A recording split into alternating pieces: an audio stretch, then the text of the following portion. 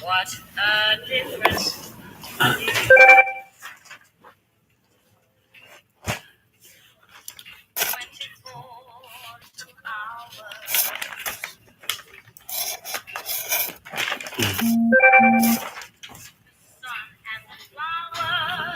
All right. Peace, peace, peace, everybody.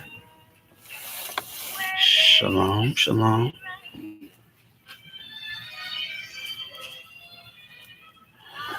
So, already, Sister Kashia. So, today we are talking about them episode 7 through 8. Um, less strong. I said 7 through 9, but since there's only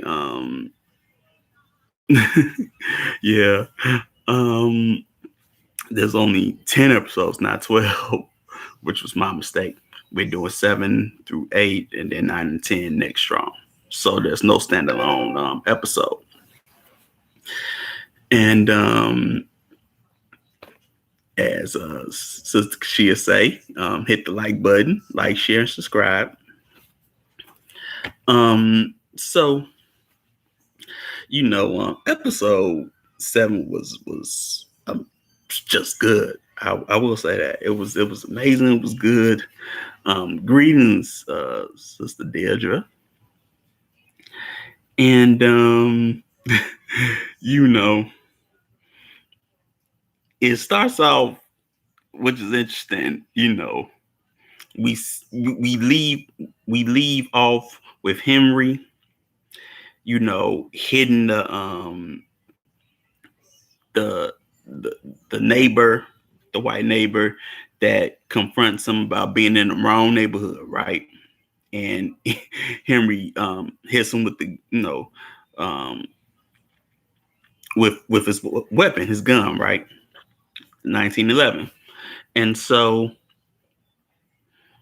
after that scene, we see him break into Stu's house, and we see Stu's wife is home, and we see him looking around the house, and he just goes through the house like a shadow in a sense. But what's interesting about this, you hear a whoosh sound as the music is going and things of that nature, and that was very interesting for this episode, I would say. And we see that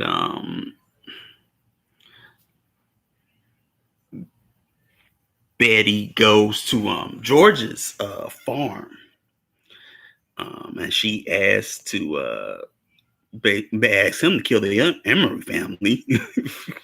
She can't do it herself, but it is what it is. As we see great grandma Karen, you know, mind you, even though we may call this stereotype Karen, probably the most common name for the time probably would have been something different, like,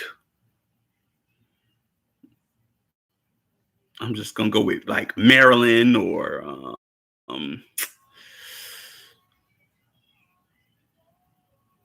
Betty. Betty is a common name for the 50s. If it's a Southern Karen, we'll probably call her two first names, Beulah May, something like that, but we try to keep it to the times, right? Exactly. Judy, exactly. Sue Ellen, um peace, Sister Moksha. And so we also see that Lut, is prepping everything to move. She ready to go. And we see her take Chester's wood case from the basement. And when I saw that scene, I thought of well, at first I thought, that was, the thing that could the very thing that was haunting them. But also I thought of the simple fact that how it was a basically a physical manifestation of carrying one's trauma with them, you know, um, as she hasn't gotten over what has happened. So she has this wooden case, which is basically, I thought, pretty much that was a representation of her trauma. She couldn't let go. I'm not gonna tell you what's in the case yet, but when I first saw it, I thought what was in the case was the pillowcase. She carried the pillowcase in that wooden chest, you know. But we see Clark and the guys talking and waiting for um the sergeant was there, and they were talking to him because Betty's missing. It's been hours, and Betty is missing. Yes, Luck had a very dark mind, Sister Dedra. But they think that it was Henry that done something. He's the culprit. But there was nothing that Sergeant could do. And then Marty, I believe, is the one that said, there was a time when being free, white, and 21, stood for something. And in the 50s, that was true. If you were free, white, and 21, that meant something in the 50s. And so that was very interesting and telling. I don't know what to expect in that box. Her mind, maybe something crazy. Mm-mm. Mm-mm. No. That that wasn't what was in the box. But but we'll get to that, Sister Kashia, for sure. But Henry sees, the tap dance man, right, in a diner. Now, okay, for those that don't know what a diner is, in the 50s, there were things called these diners. They were like these rectangular, lengthy restaurants. They weren't really big. Sometimes you would see them on highways and things of that nature. And people ate at them, and it seemed like they were sometimes, depending on probably where they were, sometimes they were open to late nights for truckers and things of that nature, So, I would say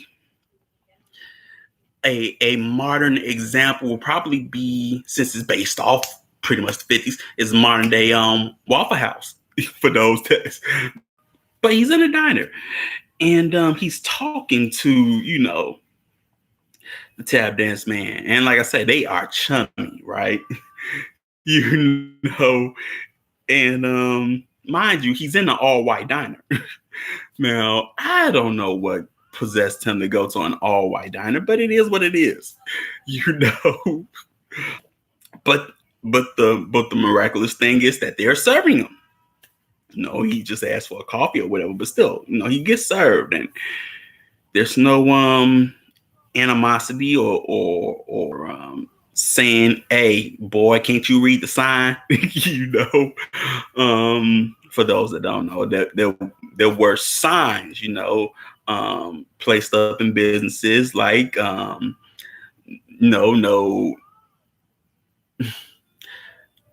melanin rich people allowed.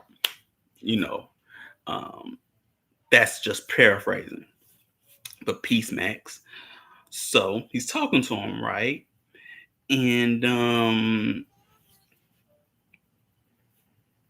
we see that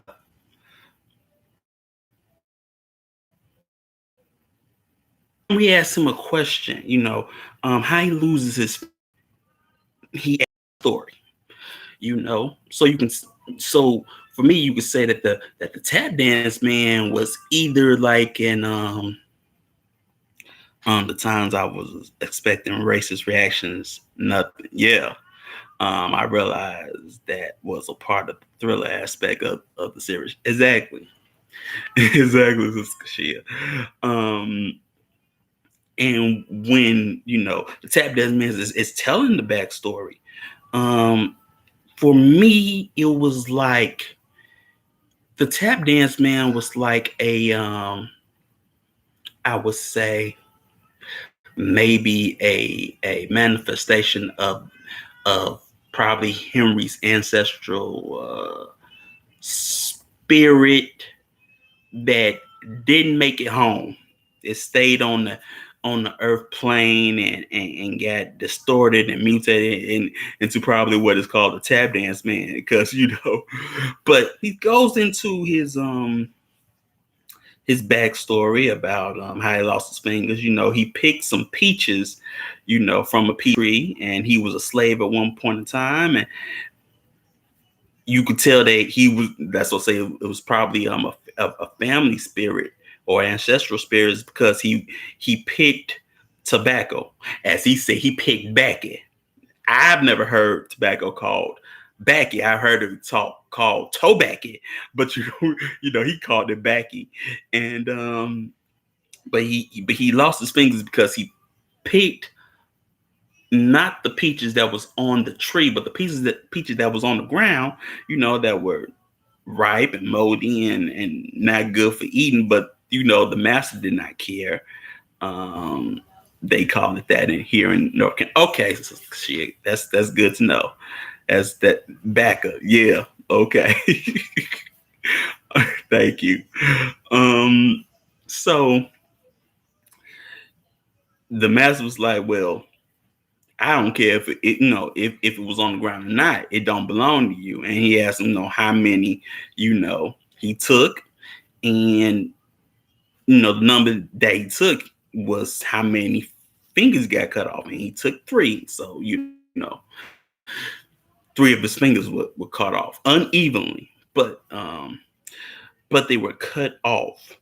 But what was also interesting, as he described cutting tobacco, you know, bent over and doing that whoosh, whoosh. And then when I thought about that, I thought about this this instrument. It was sort of like a rake, but it wasn't. It had two edges, two sharp edges on the ends. And the only way you could really cut something is if you whoosh, So I was like, maybe that's the instrument that they were using at that time. It wasn't a scythe, because a scythe you have to, it's two-handed, right? And you can do the same thing, but usually, from what I've always seen, a scythe was always used to basically um cut wheat in some cultures, and you really wouldn't have to sort of do this whoosh movement. You sort of pull it to you a little bit. But it depends, because also with a scythe, they did it in lines as well in certain cultures. So you can't really do a whoosh without hitting somebody next to you. So that's why I thought it was this instrument this garden instrument I seen one time, where you literally had to, bend over and swing it like he was talking about. You know, they don't make them anymore, but I do remember it because I seen it in a garage one time, you know. But that's what it got me to thinking of. I saw the Jig Man as a representation of repressed emotions, words, actions, manifested the worst parts of himself. What happens to a man when he feels backed into a corner? You can also say that because I just said that because he had a story, he had a backstory, so he had a backstory before pretty much Henry was born, right? You know, and if this was about repressed emotions, and things of that nature, that spirit that only Henry could create, it wouldn't have no memory of slavery because it's all inside of Henry. It's sort of like Fight Club, where you have Tyler Durden and then you have Ken Norton, yeah, Ken Norton's character, right? you know, and Tyler had every memory that Ken Norton's character had, but he didn't have no memory after before that, yeah. So that's the only reason why I said that, you know. So it I feel like it was deeper, than just repressed emotions. You know what I'm saying? And probably if it was more about repressed emotions, um, I also think that um, that repressed emotions would be a physical representation of what Henry wanted it to be. And I don't think that just having the tap dance man as a physical representation of your repressed memory is something probably that the character would have chosen. It probably would have been something different, but you never know, but like I say, because it had a backstory in history, what I'm saying, that's why I said it was possibly an ancestral distorted spirit, and things of that nature. And but also, we see Betty Gets Roofy by George, and we see a distortion. Okay, here's the difference. We see a distortion of Hazel, which is not really Hazel, that comes over to the house to help out, with Luck.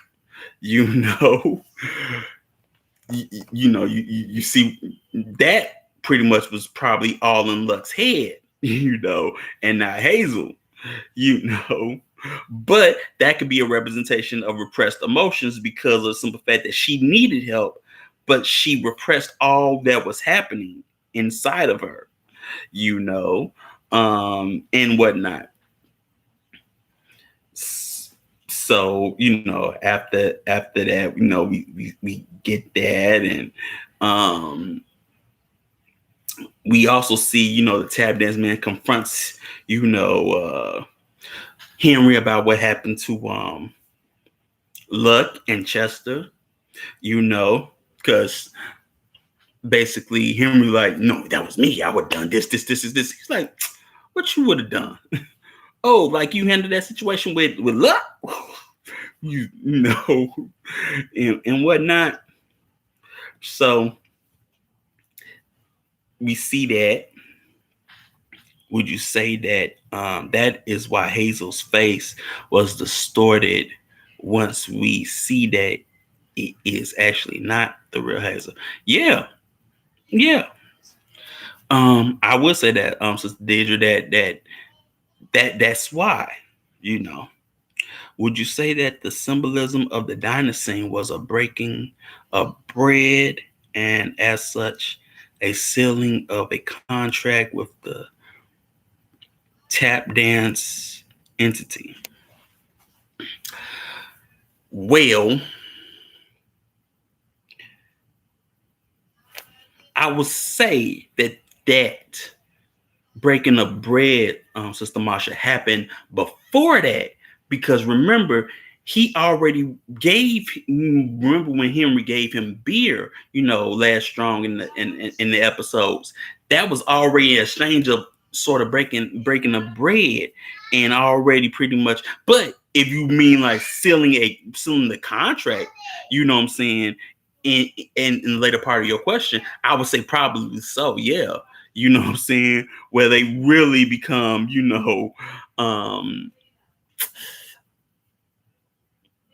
having that contractual exchange. You know what I'm talking about, and because you can already see that from the start of the episode, um, the tap dance man is already having a effect on Henry, because you hear the whoosh sound. You know what I'm saying, and it's him. You know, and I wonder if this opened him up to possession by the entity. Um, yeah, I would say so. I mean, he's already there. It's just breaking down little by little. You see more and more of a tap dance man being more influential, I would say, because at first, he just sees him on, TV, and then, he actually sees him, sitting on the couch with him, and then he's able to drink, and all of a sudden now he's in the diner talking to him and sharing stories with him, so it's getting more and more, the bond between them, or the contractual exchange, is getting more and more deeper between those two, so yeah. But like I said, we see the distortion of is the tap dance man opportunity for revenge.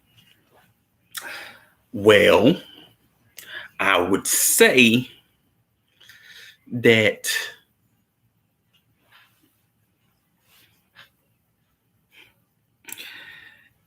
the tap dance man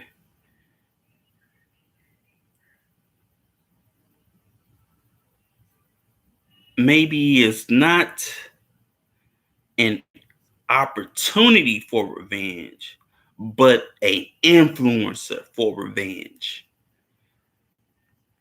And I will say that just by the questions that he asked, you know, mind you, he's not offering Henry anything. He's questioning him and talking to him most of the time, and just influencing him on certain decisions. If you say that, so I would say he's an influencer for revenge, you know. But is he an opportunity for revenge? I would say no, you know. But I would say he's the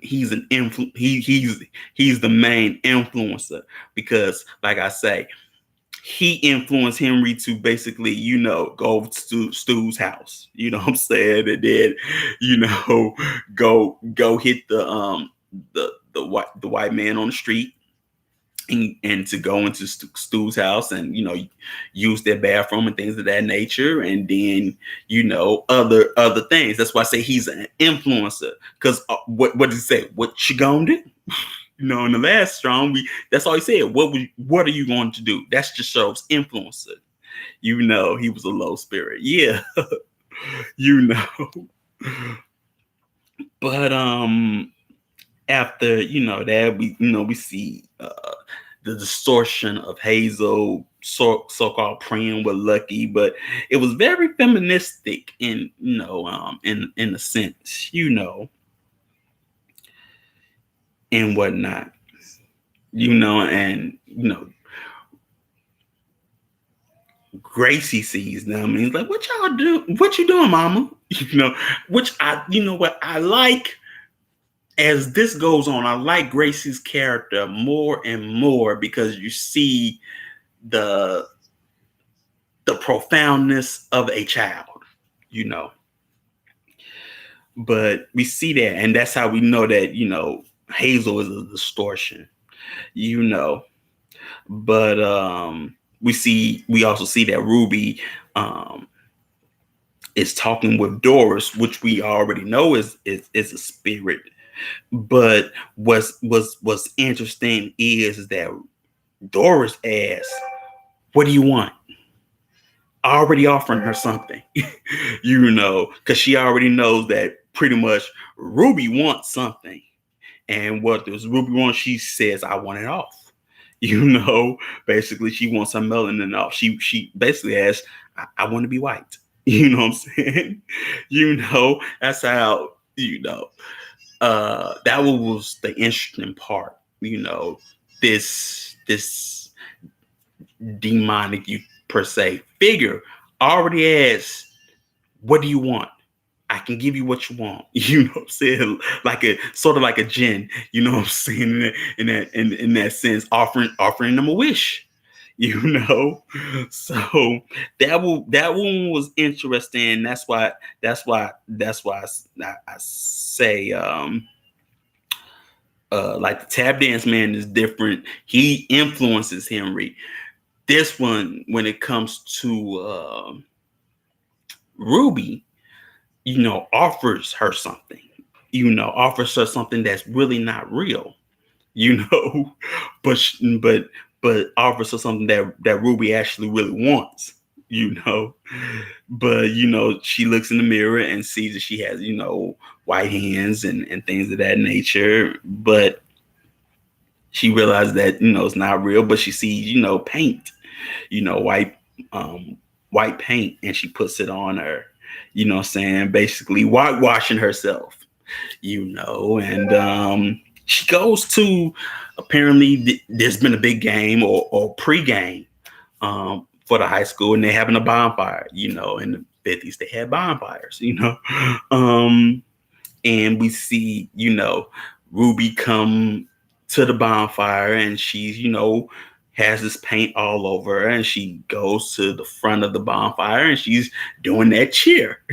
And all the white kids just looking at her, just like, you know, but with disgust, faces of disgust, right?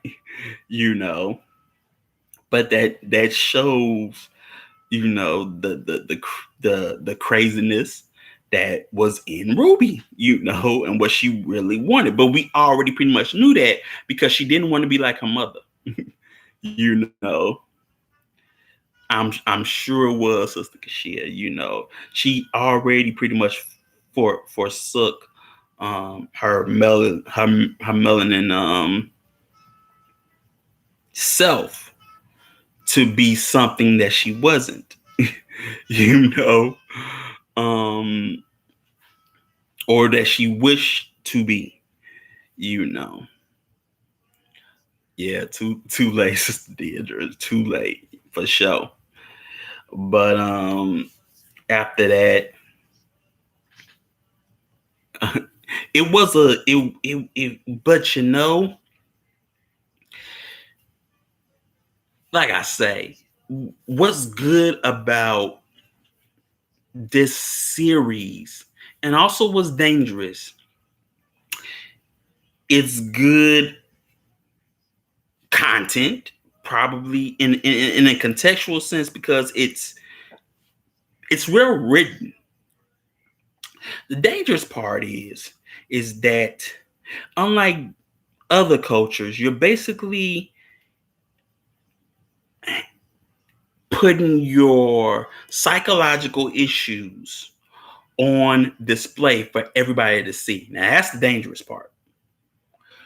And it's sort of, for me, it's sort of like Godfather, Godfather Part 1, when, Vito tells, Sonny, "Hey, you never tell, nobody outside the family what you're thinking. But you never tell nobody outside of your culture, basically your psychological traumas or issues or anything like that. You never tell them that, because they'll it weakens you, as they say. you know. And here you have a series where, unlike certain horror series in the past, you never see it as a psychological outlook on the dominant society. It's just entertainment and horror, what I'm saying? Whereas with this, it's like a lot of melanin series, it's always a psychological outlook on your craziness for all to see, which is bad. You never want to do that. you know.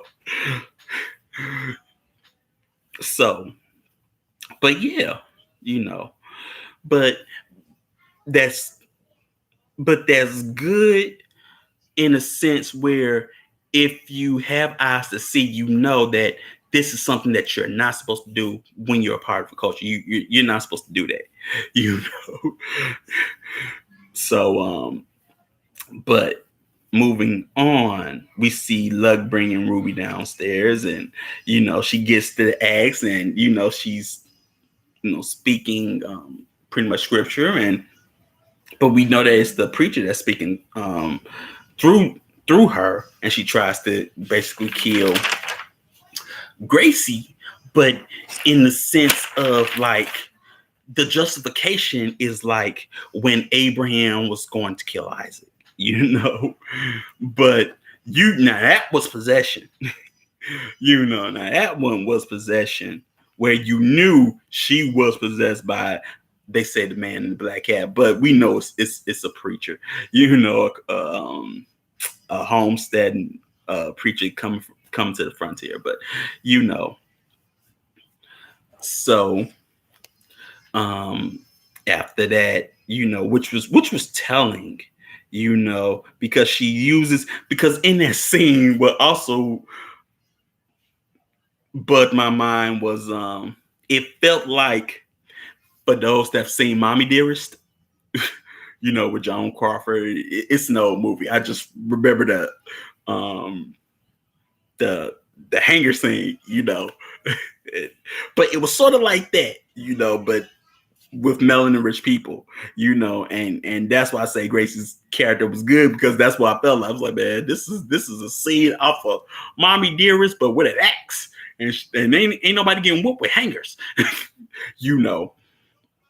But she says, don't you love your brother? Don't you do this? You know what I'm saying? She swings the axe, Mrs. Gracie, and she's like, oh, I'm sorry. She comes back to her senses. And like, I didn't mean to do that.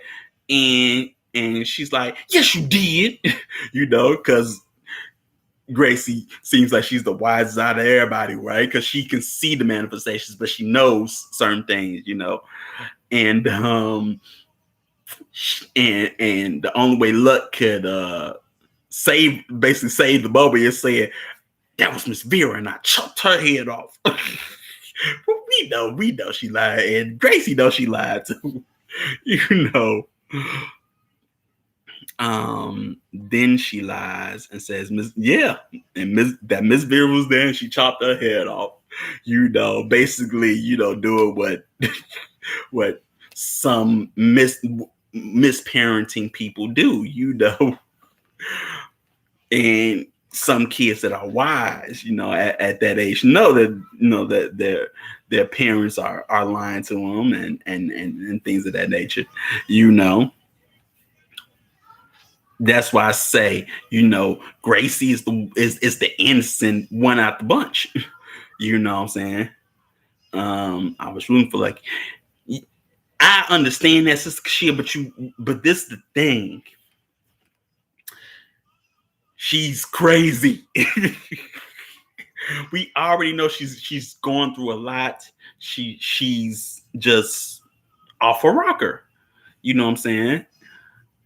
Both parents are. They both dealing with some dang on trauma. They're both dysfunctional. Ruby's dysfunctional. And so far, the only sane person in that family is Gracie. She's the most sane out of everybody. She does because she doesn't. She's not indoctrinated yet. Besides the whole Miss Vera thing, she's not fully indoctrinated into whatever. Maybe the dominant society of the time in the 50s and things like that. She's not indoctrinated yet, so therefore she's pretty much the most purest soul there is in that family. And we see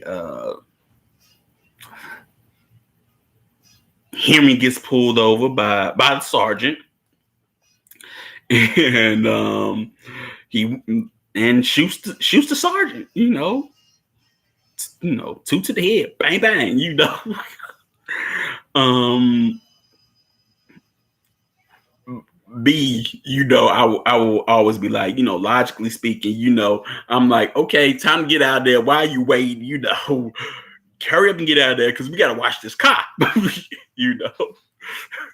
We gotta make sure no blood spatter, no nothing. Make sure you get some bleach or whatever. But this is the 50s. But we see him do that.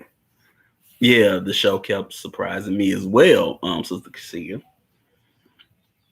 But that's why I say, as we see the cop gets killed, that's why I say, the tap dance man is an influencer. Lucky was gone. Well, Lucky has gone through a lot, but she carries around a Pandora's box and has spiritual exchanges with it. She opened herself to that. I would say that too, Sister Maksha, but like I said before, last strong, she didn't have a spiritual covering. That was also the problem.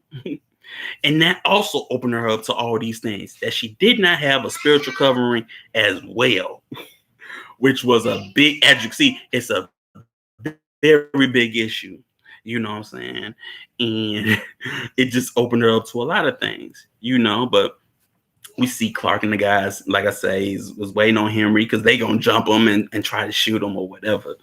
But the Emery's about to go. They like, okay, time to go. This is too much. They see, Ruby whitewashed her face, and she's like, I'm sorry, and whatnot. And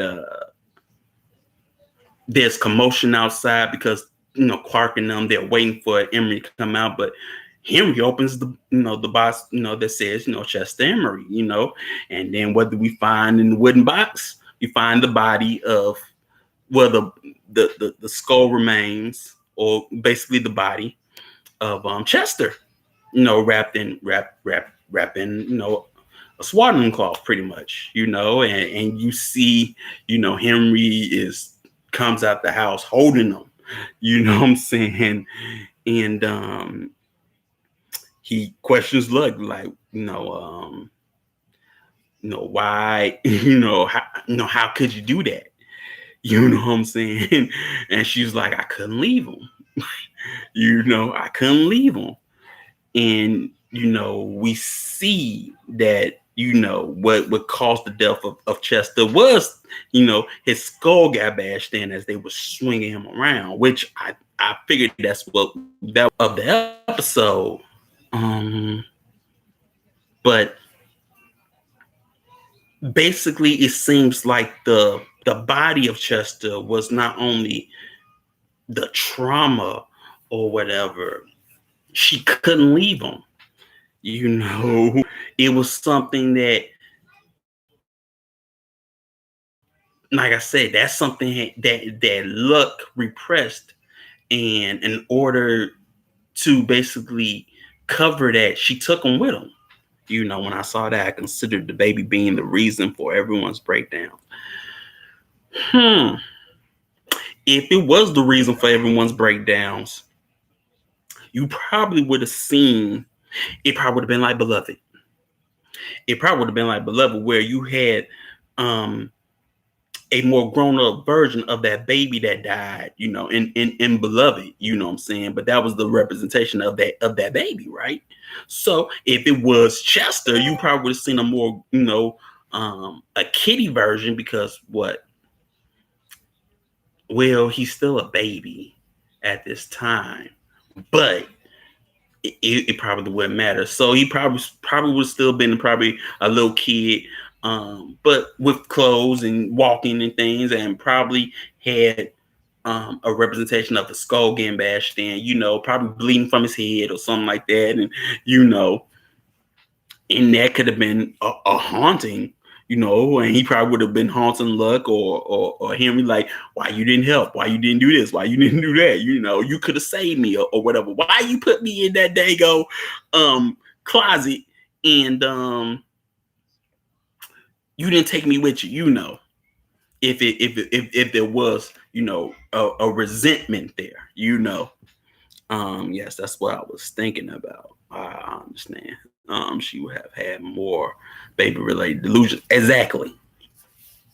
Hearing him, all around the house and holding him, and nobody sees her holding anything, but she thinks that she's holding chest or whatever. That's if it was him. But it's something outside of that. You can tell that from the man in the black hat, because he visits more than one woman. You know what I'm saying? Um, but also, like I say, what was also interesting as well is when Bets gets roofied and she's kidnapped pretty much, and she's in the bunker. For those that don't know, all right, we tracking. Cool. Okay. During this time in the 50s, this is basically the beginning of the Cold War. The Soviet Union had, the European East on lock, and, China became communist. They kicked out, the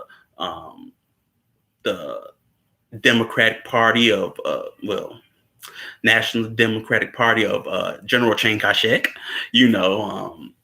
all the way to Taiwan, and now China's fully communist, and the as we talked about last year, the Korean War, it didn't last long, so it's already done, and the North region of Korea is communist, and now the communists got their eyes set on, Southeast Asia and things of that nature.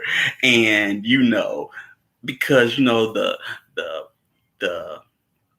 emergence of nuclear bombs, atom bombs, and things of that nature, the Americans had it, and so did the Russians. And people, at that time were scared because at one point in time there was a communist party in America, and there was hearings also. They called it the Red Scare, right? And these hearings was very big because they went after certain people in the movie industry, from what I remember, and questioning, basically, their affiliation with communism and things of that nature, and whatnot, because people were scared. So you see, George has this bunker, with food and things of that nature and whatnot. Well, because people were scared of, nuclear war. When two superpowers pretty much have, nuclear weapons, there was there was a scare about that. And if you're old enough, um, you were probably taught in school what to do if there was a nuclear bombing, in school at that time as well. You had to do certain drills as well, for such an event. That was also telling for the time, of the 50s, So as we go through episode 8, we see Luck in a nut house, and all three women that saw, the man in the black hat, they're all in the same nut house, right? And we see basically it's, I would say it's a prison sanitarium or whatever, because that's what, as the doctor was describing it, that's what it sounded like. Like she was supposed to go to prison, but because insanity, they put her basically in probably a not a sanitarium like that, which they do exist. But Henry comes to see her every day, but he can't see her, because the doctor says, she's fragile and she can't see anybody else and whatnot. But this is a woman of a woman of the dominant society who has doctor in front of her name, a white woman saying that she knows what's good for luck and not her husband, which she's like, what she needs to see is her family, what I'm saying. But there's nothing he can do, you know. But as we see, it's day 9, and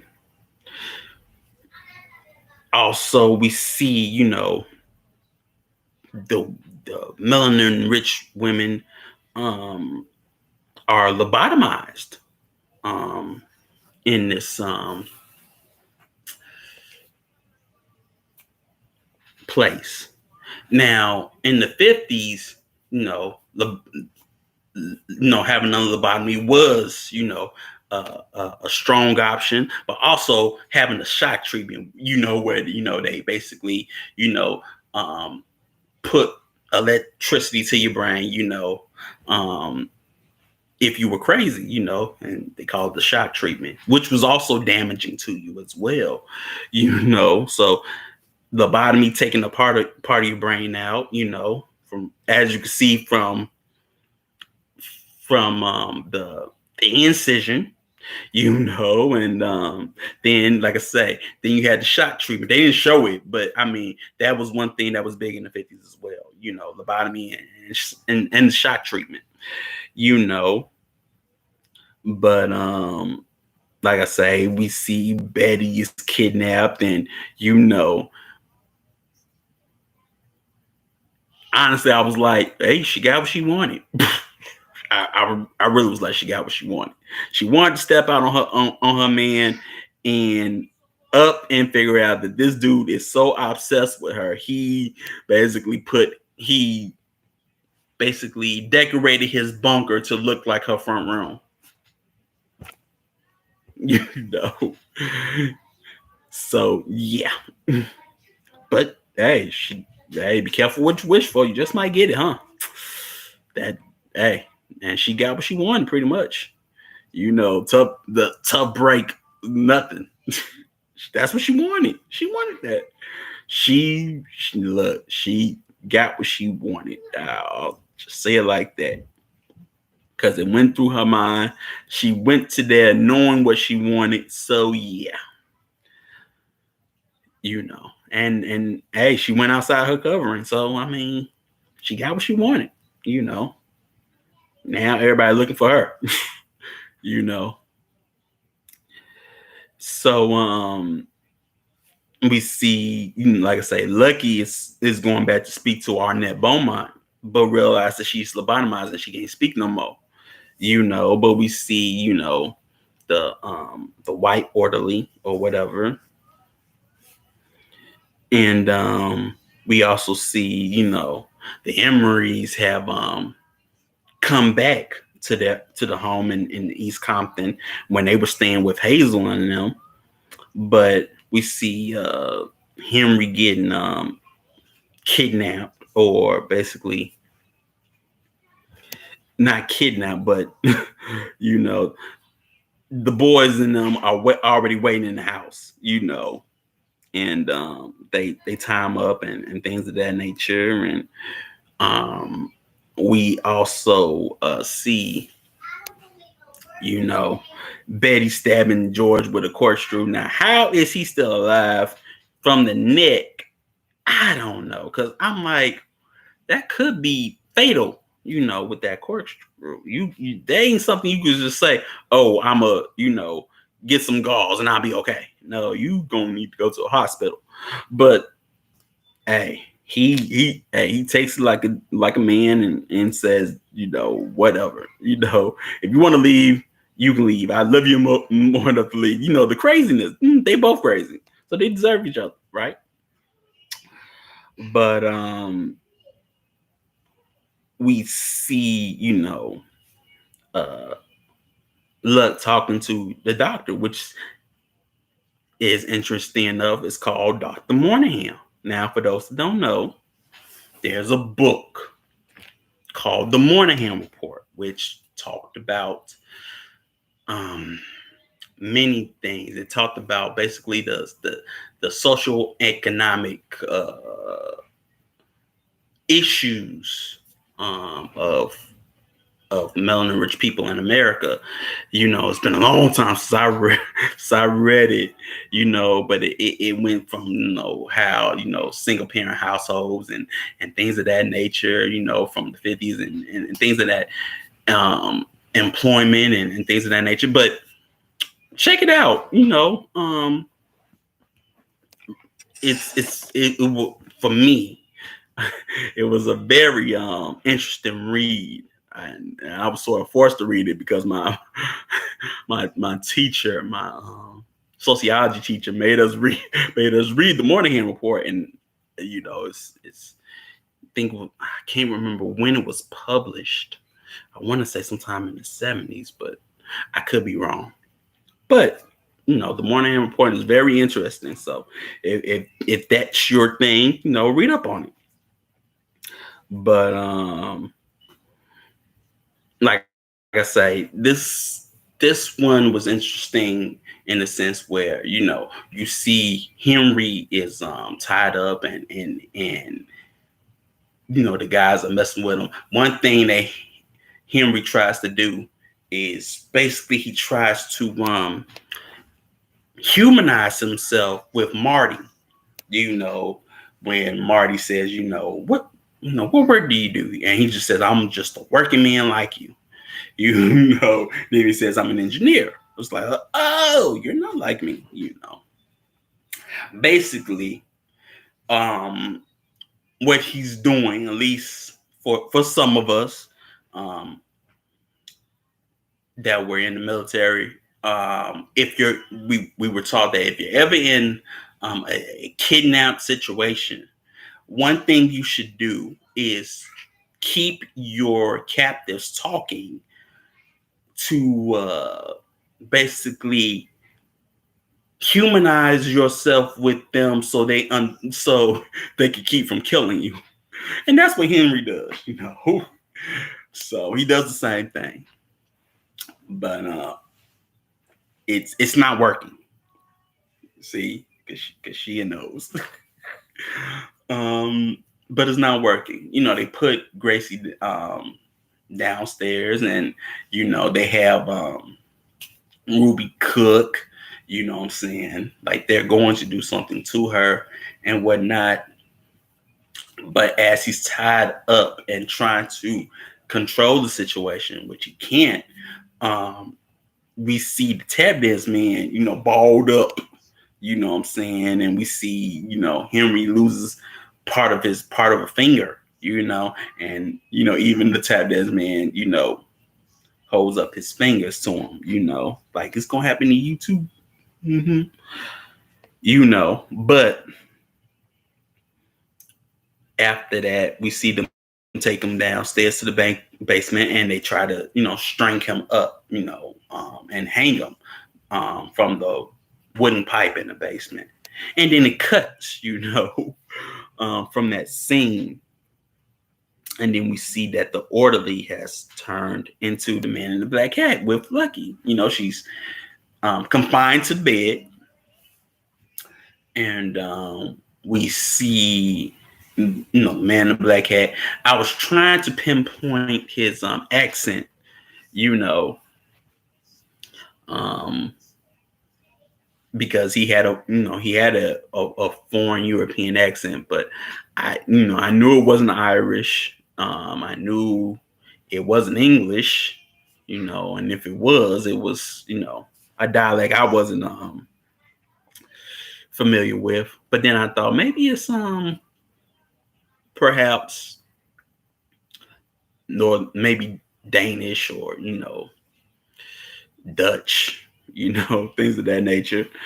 Um, but he tells her the plan, and how basically how he does this to not only her but to all of them, and how he views them as beasts, and but he says, I can't understand how you lasted so long, which says that in some shape, form, or fashion, she has some type of spiritual resistance, not enough, but she has some type of spiritual resistance to where he can't fully control her like he could, with Arnett and LMA, you know. So we see that Lucky is some kind of special. She is lucky, you know. They don't call her that for no reason. But we see that and how he plans on killing her family, after this, after they're going to lobotomize her that day, and he's going to also go over and make sure that her family is killed. And we see her screaming in the hall, and screams are echoing through the hallway and whatnot. And then that's the end of 8, and so like I say, 7 was very interesting. 8 was interesting, but it was sort of like too short. But it sort of, now you wonder what's going to happen in 9 and 10. Pretty much, it's going to be interesting. Which, if this is about the 50s,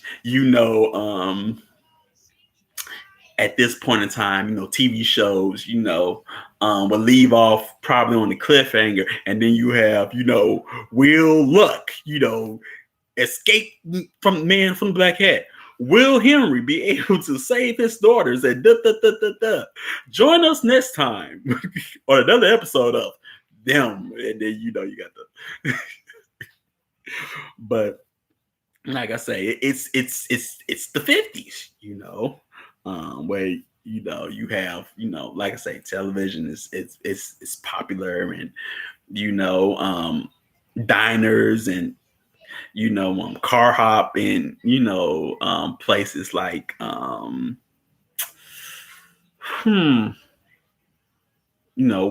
with waitresses and roller skates, at this time, and and like I said, the only modern thing you can equate it to, car hopping and restaurants, is Sonic. That's where they took it from, but just think, um there are certain things that still being used, from those times to today, so yeah. But that's 7 and 8, and next strong we're doing 9 and 10, and we're finishing it up, wrapping it up. This has been very interesting. I can't wait to see what's going to go down, and what we can understand about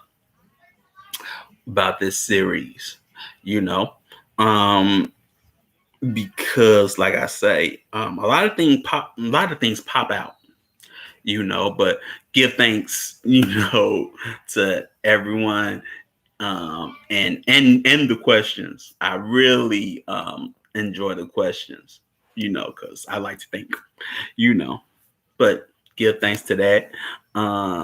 Join us tomorrow for Shema Anu, that's on our New Life Global, you know. So next, like I say, I will see you all next strong for 9 and 10.